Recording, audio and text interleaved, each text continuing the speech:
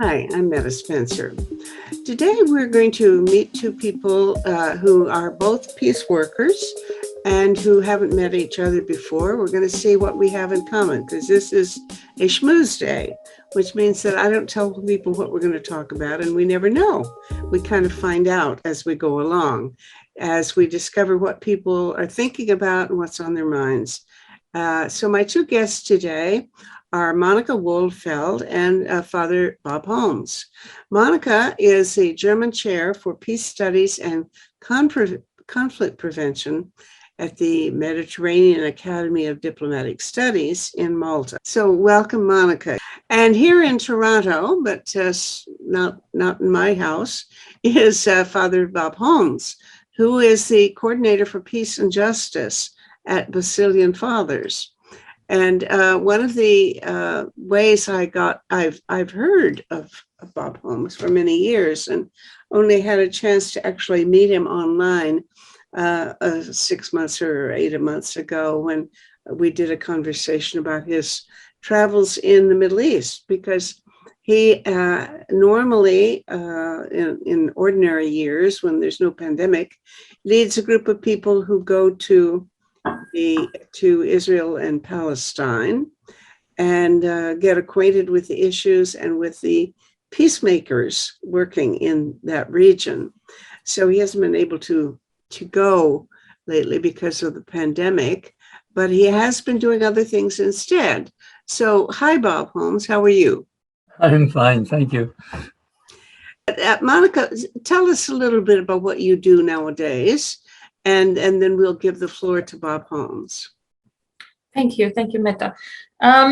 Well, the Mediterranean Academy for Diplomatic Studies is actually a regional postgraduate academy for young diplomats from that region, especially from North Africa. And we see this as a regional confidence building measure. So this is the only regional academy of this kind. Now, I am teaching security studies, contemporary security studies, focusing on issues such as human security, cooperative security, multilateralism in the region. And the most recent issue that I am dealing with in the last days, actually, is a concept that has been on the radar for a number of decades, but keeps slipping away and then coming back, which is that of a conference for security and cooperation in the Mediterranean, modeled after the Helsinki Final Act and the Conference for Security and Cooperation in Europe, which was the predecessor for the Organization for Security and Cooperation in Europe, where I worked for over 10 years. And the reason why it came back now is because the Maltese Minister for Foreign Affairs, Evaris Bartolo, has most recently been advocating this type of cooperative multilateral framework for addressing the problems that the Mediterranean region is facing. And that's something that I've written about years ago and have started working on again now, because it's actually a very interesting idea. The idea is that the countries in the Mediterranean region can achieve security only with others and not against others. I think that's how it formulated. So a forum is required, not necessarily an organization, but a forum is required where all the security issues and problems can be put on the table and discussed as a first step. Nothing like this exists currently. There are various organizations, but none of them can effectively tackle any of these issues. Well, what are some of the conflicts between states currently in that would belong to such an organization? The main thing that occurs to me are the problems of these boats of refugees fleeing, trying to get into Europe. from North Africa and other places, but I think Greece is probably the country that's having the most difficulty with this influx, right? And so, are there diplomatic issues to be addressed between any of the states about that kind of thing, or what are some of the other issues that would have to be tackled? I mean, migration certainly is one of the issues that countries of the regions are facing. But the perception of migration is not the same for all of the countries. There are countries of origin, there are countries of transit, and there's destination countries, and obviously their perception, and some are all of the three sometimes, but the countries that are at the receiving end will see it differently than the countries from which the people arrive. So it's not like it's a common problem in the region that everybody agrees should be tackled as a priority. But I think that migration is an indicator of all the things that are going wrong in the region. You have social issues, economic issues, you have demographic issues, you have youth unemployment, you have a lack of opportunities for political participation. There's very little in terms of relations between the countries in the southern Mediterranean. So in North Africa, it's sometimes easier to go to Europe, to travel to a neighboring state than just to cross a border in the southern Mediterranean. I hear mostly about people trying to escape from Libya, or maybe people even from southern parts of Africa going to Libya and trying to flee from there across to some of these islands, mostly. Would that be the main kind of thing that would be a problem? Or there's different streams of migration in the Mediterranean. The one you already mentioned towards Greece through Turkey. Many of them are from Syria. Then there is the central Mediterranean routes, which is mostly from Libya, and it goes towards Malta and Italy. And then there's the West Mediterranean route that affects mostly Spain, but from the Mediterranean, or actually from the west towards the islands, Spanish islands. So you have different routes and different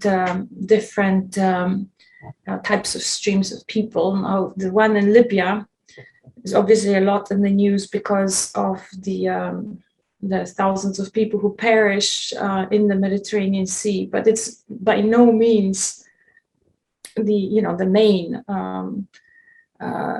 stream of migration. I mean, most recently. No?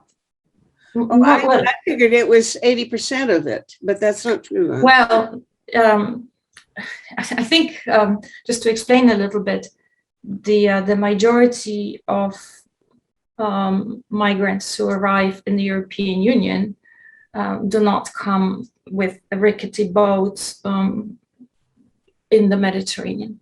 The majority of people arrive by plane with a visa, and they overstay the visa, or they ask for refugee status once they arrive there, and only a certain relatively small proportion are the people who arrive on boats. But the problem is the death rate, how dangerous that crossing is. And not only this, but if you look further south, how did these people arrive in Libya? To arrive in Libya, they would have traveled through the desert, probably with the support of some smugglers. And a lot of people perish along the way there as well. But not much is said about it, because there's not much of a presence. There's not much there, so there's not much reporting taking place and much information coming out. So some say that the death rates, arriving towards Libya are much higher than in the Eastern Mediterranean, but it's very difficult. Really? It's very difficult to get concrete information on that. Yes, and there's nobody there trying to save them. I gather. absolutely. Yes, exactly. Well, in the Mediterranean, as you know, there isn't much there either. They used to be, and some of the groups that do try to save them get in trouble. They're punished, or some of the ships. I think MSF has been treated as if they're doing something illegal by trying to save these people. Mm-hmm. Yes, it's become very difficult for these organizations to operate. And it's very difficult for them to find a place to disembark the people that they picked up along the way. The main reason is, well, there's twofold reason why the countries in the Mediterranean respond so harshly to the efforts of NGOs and saving people who've embarked on the journey in the Mediterranean. One is that it supports the business model of the smugglers, which is a huge business, and they ruthless people. So that's one accusation, that this part, that these smugglers actually rely on these NGOs to, so for example, when they know that these people are likely to be picked up by an NGO boat, then they provide even smaller boats with even less fuel. By now, these boats are just not seaworthy, right? So that's one accusation. And the second accusation is that they provide a pull factor, that it encourages people to embark upon a journey that is so dangerous and where so many people perish, and that then poses such big problems for the countries in which they arrive, although, that can be disputed, but that's the argument. It's probably true, but that still, what's the alternative? Just say, well, let them die? I mean, I'm sorry, but there has to be some other way. Now, what possible diplomatic interventions could there be? I mean, you're teaching diplomats who might be able to look for solutions. What are they thinking about as realistic solutions? Well, I mean, the way that I tend to present this issue is as one where this notion of national security and availability of borders clashes with the notion of human security and human rights, and that one has to assess in how far migration streams really do pose such a substantial threat to the security of states. I have serious doubts about this, but in addition, I encourage them to think in human security terms. These people are not the perpetrators; they are the victims. They are the victims of the smugglers. They are the victims of the wars and conflicts in the countries. They are the victims of bad governance, of weak economies.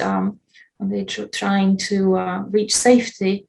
Some of them try to reach a better economic situation as well, and that, of course, is problematic. The fact that these are mixed streams, mixed migration streams, is very difficult for the receiving states. You have to sort of look at every case specifically.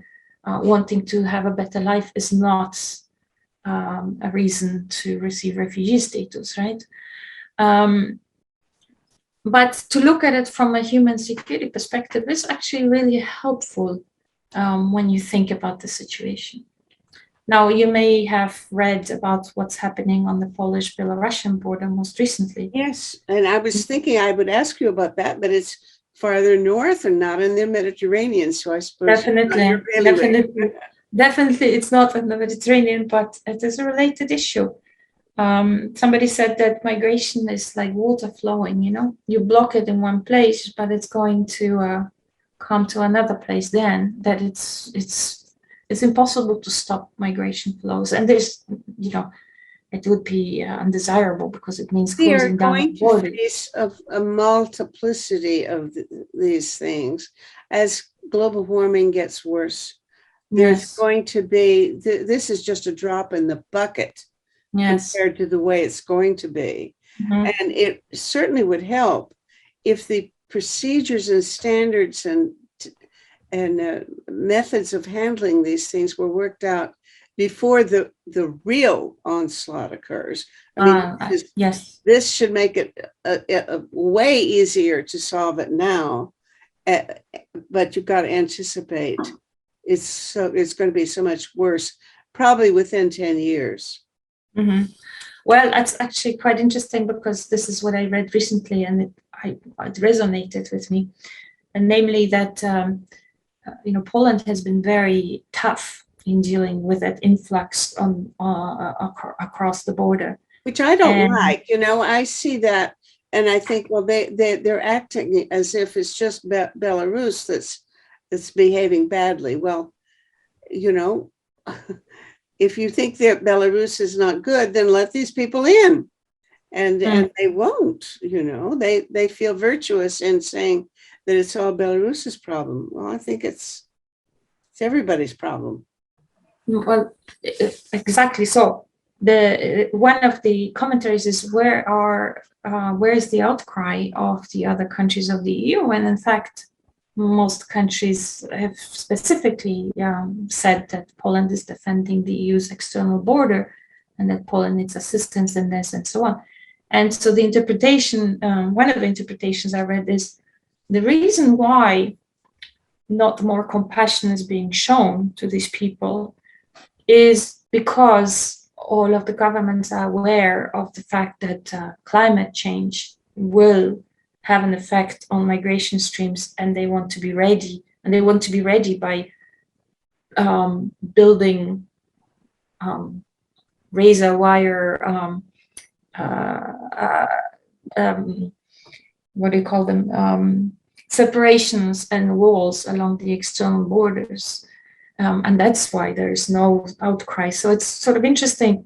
I suspect that there may be some climate change migration taking place, but probably the majority of the people who are now camping along the Belarussian-Polish border and hoping to cross into the European Union, they're probably not climate change, not driven by climate change. And yet, you know, that factor is already on the table, and there's thinking going on about what's going to happen if these migration streams become even bigger.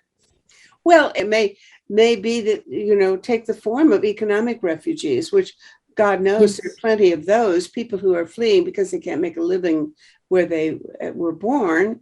And this is going to be exacerbated by climate.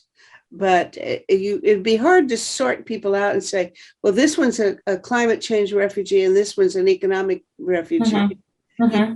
You can't sort them out that easily. It's not Yes, one or absolutely. the other.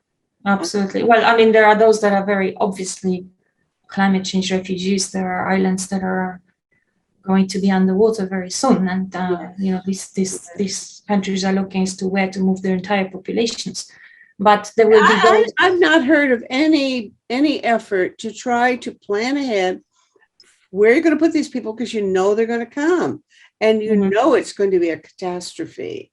I mean, there has been some sympathy for the people crossing the Mediterranean.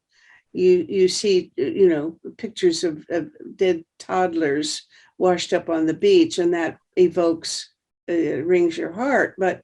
But I don't hear that much about the people on the Polish border, and that may be a symptom of the attitude that may be hardening for the future.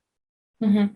Yes, absolutely. Now, when you talk with wannabe diplomats, if I can call them that, what do they say about this? Mm-hmm. I mean, some of them are diplomats already, and they've been posted, and they have some work experience. So some of them have, very practical experience, not only watching television, but actually having worked in some of these places. Well, I think that they find it rather confusing. There's a lot of sympathy on their part. The people in these migration streams pass through the countries, or even originate from their countries as well.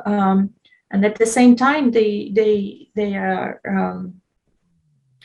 as diplomats often are, they are taught in the system where national security comes first, and the interest of your state come first. They relate to this notion of, this might be a hybrid threat. Migration can destabilize, and it's in a variety of ways, from problems of integration all the way to shaking the faith of the population of these countries in the ability of the state to regulate certain things and protect borders. So I think that they see this as a very confusing set of issues, and it really is. Mm-hmm. If you look at what the press says about the situation on the Polish-Belarussian border, you will have those who will even call it, and the Polish government as well, a hybrid war. It's not a war, obviously. There are no battle-related deaths. There is no. But it's possibly a hybrid threat. Possibly it is used to destabilize a country, and possibly the European Union and NATO as well. And at the same time, you have human rights issues, humanitarian issues. You see Polish NGOs trying to reach the people to support them with basics such as clothes, food, some form of shelter. The Polish government currently does not allow that, so it's very clandestine. People are going into dark woods at night trying to find those who need help the most. Yeah. So watching that, I think is confusing for diplomats for sure, and for others probably as well. Bob, as I am hearing about the rest of the Mediterranean, it almost stands out as in contrast to the migration issues or the mobility issues in Israel and Palestine. Because I'm just thinking, you don't hear of people trying to go get into Israel so as a route to getting into Europe. the problem there is quite different, isn't it? And the problem is really, they are very good at watching the borders and making sure you don't get in and out without going through checkpoints and that sort of thing, even between Palestine and Israel itself, right? Well, that's very true, and it's checkpoints are everywhere, and it's our team is in Hebron in the south of the West Bank, and within 3 city blocks of our own apartment, there are 6 checkpoints. And so our role there is constantly helping people get through the checkpoints. So your apartment is right on the border. Is that it? Our apartment is downtown Hebron, right in the old city. Yeah. And what's happened there is the Israelis have put colonies, settlements, right on the main street of the old city of Hebron. And they're protected by hundreds of soldiers, and they've closed off that street. And it's an apartheid street in the sense that Palestinians are not allowed to walk on it. All their shops have been welded shut, but there are 3 schools in there. So our role is to help these kids get to school every day and get back home, because they have to. Palestinian children. Palestinian children. It's a Palestinian city. And but right in the heart, there is a group of settlements. They're really just apartment buildings that they built on Shuhada Street and then taken over the street. and they want to push the Palestinians right out of the old city and take it over. And that's the hard part. And so our work there has been every day we go out to those checkpoints and we help the kids get through, especially the kindergarten kids who have no concept of really what's going on politically. And we have to herd them through like sheep. What happens if an 8-year-old appears at the checkpoint alone? He would be on his way to school. Yeah. And what's the normal process? They get there and what do they do? Well, the kindergarten kids are even younger than that. So, but the ones that are going to the elementary schools and to the high school, they come through and they get their bags checked, and sometimes they're detained, and they're often late for school. Sometimes the teachers are detained and held, even though the soldiers know who the teachers are. They go through every day, twice a day, coming and going. But just to intimidate them and let them know who's in charge, they're often held. Their ID is collected from them, and it's telephoned in, and they have to be checked. It takes about 15 minutes to check it to make sure they're okay. And it's just, so our job is to monitor those checkpoints and to do what we can to help people get through. Okay, now we've been talking about the compassion or fleeting moments of sympathy that Europeans sometimes show toward people who are the victims of, the migrants and the people who are in trouble that way. But now you know a lot of Israelis. What do you see that's comparable? Are the Israelis fully aware of the misery that is being officially imposed on even children, Palestinian children? I think a lot of them are. And do they give a hoot? Well, I think a lot of them are willfully blind. They don't want to know. But there are a lot who are compassionate, and they're the ones we work with, the peacemakers, and they are trying to bring about the changes that are necessary. But right now, the attitudes are very, very right-wing, and it's very difficult for them. And our work there is quite difficult because oftentimes at the checkpoints, there may be one or two young kids will throw a rock at the checkpoint.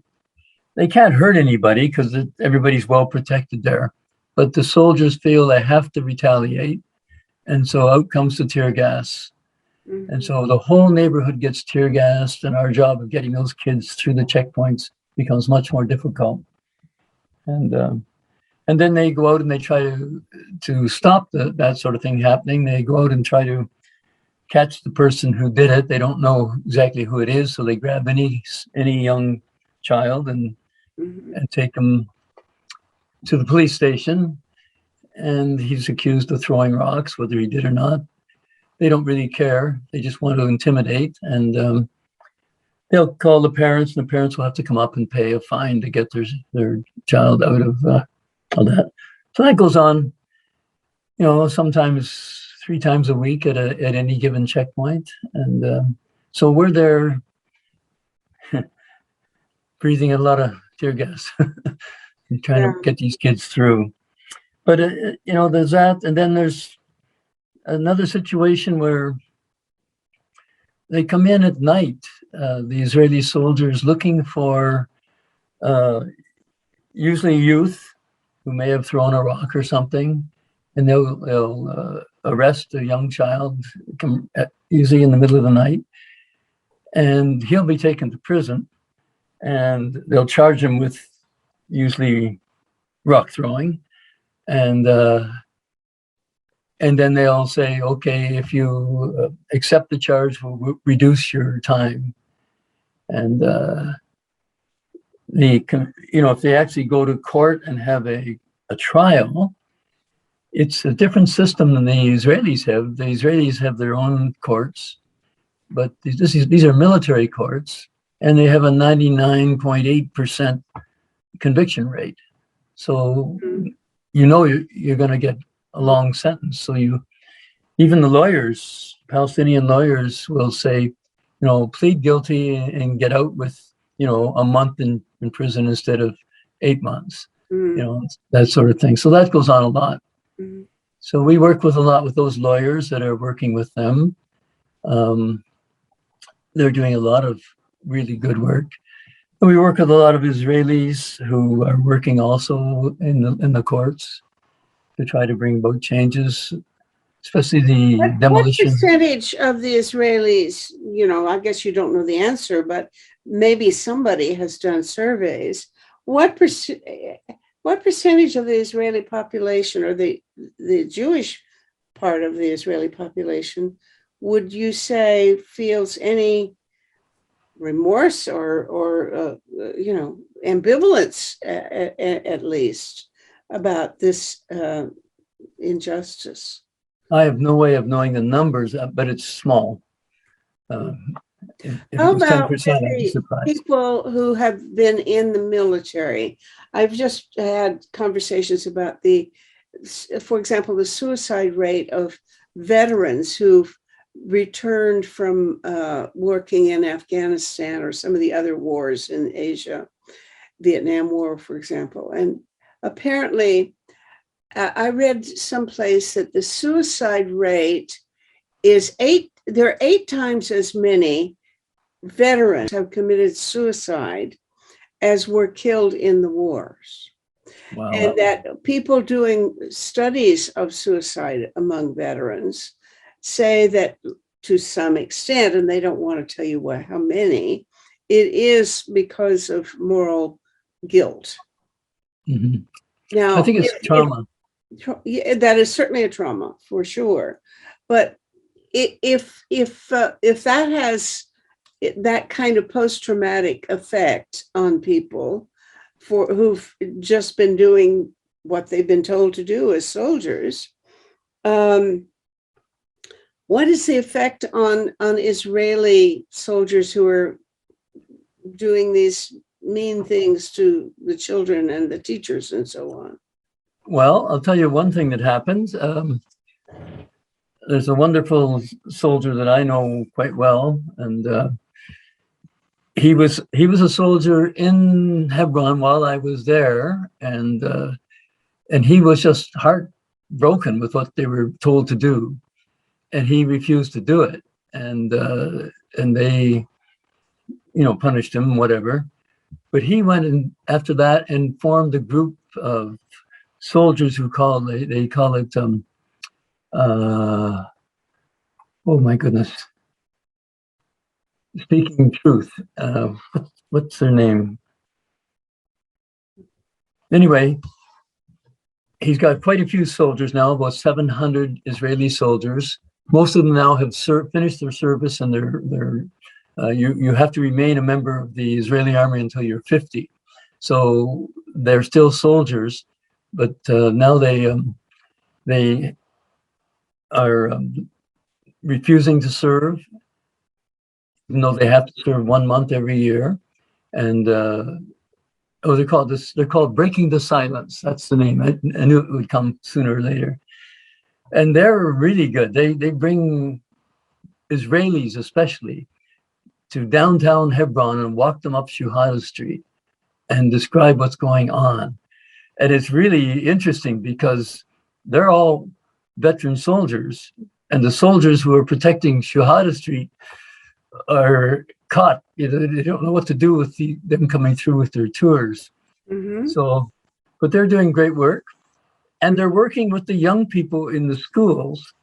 And now there's a whole group of young people who, when they graduate from grade 12 at the age of 18, they automatically have to go into the army, both the men and the women, and they're just refusing.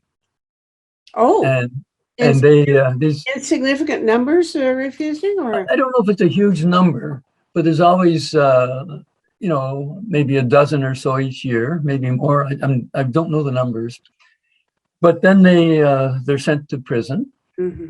military prison for usually for a month. Mm-hmm. And then they come out and say, okay, you're ready to serve. And they say no. So you go back again for another month. Mm-hmm. They come out and they say no. You go back again for another month. Then usually they find some way to work out of it. And what one of them told me they did, they sent him to see a psychiatrist. And the psychiatrist interviewed him and said, well, it's quite clear that you are mentally unfit for the military. And he gave him a medical discharge. Thanks, Doc. Yeah. Appreciate So, that. so there are those. Another group Oh, that is I've just, I think yesterday on Facebook, there's a beautiful young girl from Israel said, I've just been, I've refused to serve in the military. I'm not going to be a soldier, and I've been warned that I'm going to jail. So I ask your support. And people are giving their moral support, and sending love, but what the hell can we do, Yeah, that's all you can do. But they're setting an example for other young people. Mm-hmm. And so that's really good. Another group that are really of Israelis that are really good it's called the Parents Circle. And these are family members who have lost somebody in the conflict. Mm-hmm. And they're both Palestinian and Israelis, and they meet together. Mm-hmm. And they tell their stories. And one wonderful Jewish Israeli describes it as, we learn that the tears taste the same, whether you're Palestinian or whether you're Israeli, Mm-hmm. that the blood is the same color, no matter which you are. And then there's about 700 of them belong to this group. And what they do is they go 2 by 2 and they go to the schools. And they go to Jewish schools in Israel, and they go to Palestinian schools in the West Bank, and they go together, and they each tell their story, and they say, we have to end this. This is not going to work. It's and so they're doing powerful work. And But is there any correlation between age and political views about the conflict? Either in either population, are the young people more interested in finding a solution? Are they still open to a sense of compassion? Or is there as much hardness among the youth as anywhere else? I don't think I can answer that question. The Palestinian youth have grown up with it. It's been like that for 30 years, and that's all they've ever experienced. Their parents are worried always that they're going to get into trouble because they do resist, and but they go on, and they have their own universities and their own high schools, and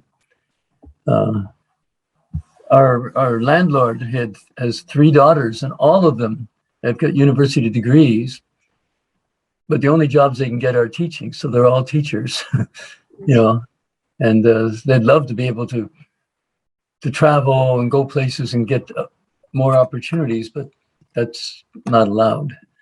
And okay, Monica, I don't know whether you know anything about this situation, or even about the Wet'suwet'en, but I'd like for Bob to tell us what he's been doing with the Indigenous people in Canada. There's a conflict that has been going on for 6 or 8 months, and maybe you can brief us on what that's all about. okay.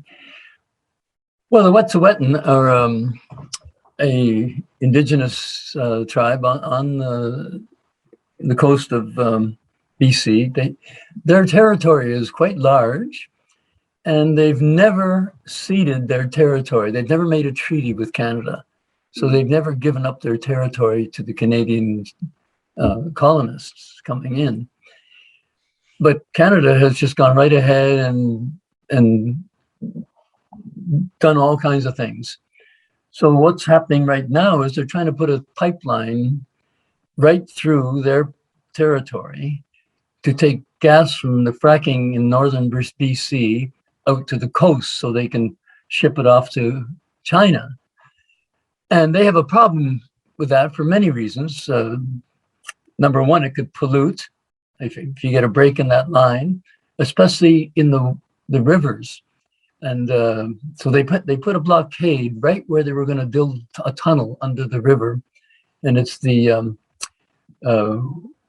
Wetquinqua. It's the colonized name for it is the Maurice River, and they just took over this site and blockaded it so they couldn't be used. And that blockade lasted for 50 days. I was there within a week of the blockade starting, and it was just this week that the RCMP came in and dismantled everything and arrested over 30 people. But so the reason they want it is because, number one, it's their land. Number two, Canada has signed the United Nations Declaration for Indigenous Rights, which says that any country, any government any colonizing government like Canada can't initiate a project on their land without their free, prior, and informed consent. And they have not given that. They've met with the government, they've met with the companies many times, but they said, no, we can't afford to have you pollute our rivers, and this is not allowed. So what the company did was they went to the courts and they said, we have a permit from the government of British Columbia to put this pipeline in, and they won't let us do it. Excuse me. This is which government is relevant here? The provincial government or the federal government? No, it's the provincial government. If Canada has signed such a treaty or convention or something, it would be the federal government that would sign it. So then Presumably the federal government should have the power to enforce it. I think they do, and they should, and they haven't. And so, by defending their right and just occupying that, it's their land. And so they have just taken over this site and said, this is our land and you can't do this. And the RCMP, the Royal Canadian Mounted Police, it's not the local RCMP. They've got a special group who deal with these kind of situations. It's called the Community in Industry Response Group. And I've met them because they came often to our site and were threatening and things. And so we were there as legal observers. So we were watching them. And they're not friendly people. And they're not the local RCMP. So it's... So the local people would be different, local RCMP would be different? Yeah, the people there are used to working with them, but this is a group that are I don't know how to describe them. They come in and they're in charge. They look with disdain, and you see, we're not dealing with criminal cases here. We're dealing with an injunction, a court injunction. So it's a civil court that has given this injunction. So they're not, the Wet'suwet'en aren't doing anything that's criminal in the Canadian code or the British Columbian code. In fact, they're doing what they should do. They're protecting the land. And so it's been really difficult. And so one reason that we go and work with them is, number one is climate change. We got to start going down less pipelines and less use of fossil fuels. So we don't need another pipeline, especially sending it to China. It's just not the right time to do that or ever. And secondly, the Wet'suwet'en, the hereditary chiefs have not given permission. And so this company and the government have no right to push it through. So that's another reason we go there. So they have the indigenous autonomy. So climate change, pollution, all those things are good reasons for us to be part of this. Mhm. And that's why we were there. Well, would there be another route for the Wet'suwet'en to take things, legal action? If, I mean, if the court, it's a provincial court of some kind that is Mhm. ruling. Now, could they go to a federal court and sue or something like that? I think they could do. recourse do they have, or have they been looking at legal means of protecting their rights? They've been looking at all the legal means possible, and they could go to that. But what they're saying is, these are Canadian courts. These are colonial courts, Mhm. and they're not respecting our law, Mhm. Wet'suwet'en law. Mhm. And the Wet'suwet'en law says we must protect the land and the water. And so we are keeping the law. We're the land defenders. But they're not going to have status in any international. I mean, there may be something in The Hague that says that the countries, nations should respect the rights of indigenous people. But I don't think there's this. I don't think that an indigenous tribe, for example, would have legal status to bring a case before some international tribunal for redress, could they? Yeah, I don't know how they do that. I do know, though, that United Nations, I think about 150 states have signed the UNDRIP, the United Nations Declaration of Indigenous Rights, including Canada. Yes, and I believe that there has been some official criticism of Canadian conduct. Toronto paper this morning, both the Globe and the Toronto Star, I didn't see that yet. they had long reports on both the situations, especially the people who had been arrested, especially the journalists, because they're there covering the journals and they get arrested, so they can't. So there's nobody can photograph or video what's going on. They take them away first. Same with us. We were there as legal observers, but we knew that when they came in to finally dismantle it, they were going to arrest us first. Mhm. We were told they'll say to you, you can leave now or we'll arrest you. And so we would have to make a choice. Mhm. And we would have said, no, we're legal observers, we're going to stay here. And they would have arrested us, as they did. They arrested two of the legal observers who were there. Right. And they arrested all the journalists who were there before they did anything else. Well, that right there is a violation of human rights, isn't it? I mean, freedom of press means that the journalists have special status. I don't know what status, but I assume that you can't just go around arresting journalists for being there and observing. No, and their claiming is that they were embedded with the Wet'suwet'en. Well, they were certainly living at the camp because that's the only way you're going to be there when it happens. And so, and they were definitely supportive of the Wet'suwet'en. There's no doubt about that. But they were journalists. Monica, solve this problem, please. Please do. Help us. Actually, as you were speaking about how the observers and the journalists were taken away first, I was also thinking about the situation on the Polish-Belarusian border, where the Polish government, one of the first things it did, it's made it impossible for journalists and observers to access the site.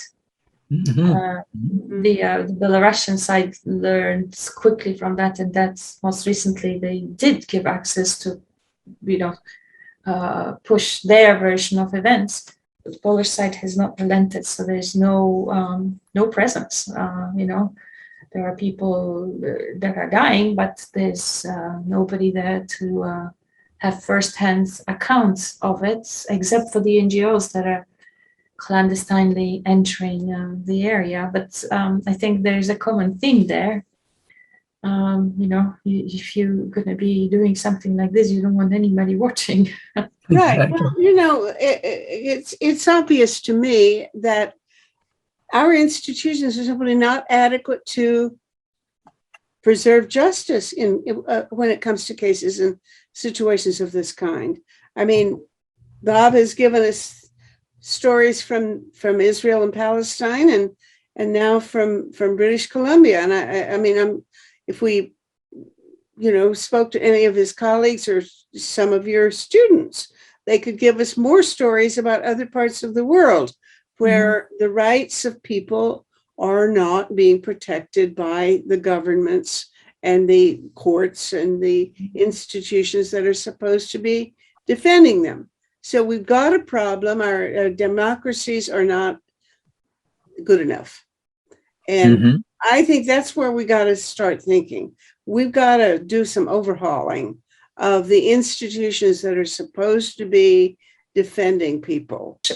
There's a lot of organizations and a lot of people that are doing the best to address these issues and to propose solutions, and to human rights defenders, peace builders, journalists even. And the problem is that increasingly these people are also the ones that are the most exposed and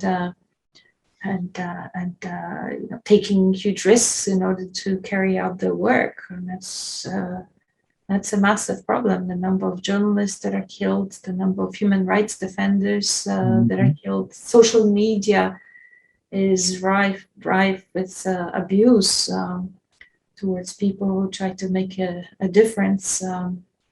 So it's not getting easier, that's for sure. If we three begin to plot, just the three of us right here in public, how we would try to create some sort of movement that really could build more powerful and effective systems of justice globally that would really hold states to account when it is governments that are abusive. And in the cases that we've been talking about, all of the abusers are the governments, really. It's the soldiers and the officials and the legislators and so on who are doing these grim things. How would we go about it? I don't know. Well, one of the big problems, the United Nations, does wonderful work, and a lot of their rules and things are good. Like UNDRIP is really a powerful statement. But there's 5 countries that have a veto. And America, the United States has got a veto, Britain's got a veto, France has got a veto, China's got a veto, and Russia has a veto. So whenever, for instance, with Israel-Palestine, whenever the United Nations tries to act and do something to change what's going on there, it gets vetoed by the United States. It's just okay, but how? I do think it's true that the General Assembly more often comes up with decent recommendations and resolutions, but they're powerless. They have until the council, the smaller group, approves the action to do something. You're right. Mm-hmm. And maybe just to give us a little bit something more positive to think about, I think that the youth movement that addresses issues related to climate change is giving us an example of how change can be brought about. And even during the COP26, where the negotiations took place, the presence of these young people who were there to emphasize that they see a role for themselves and there's change needed. I think that should give us some hope. Thank you for that.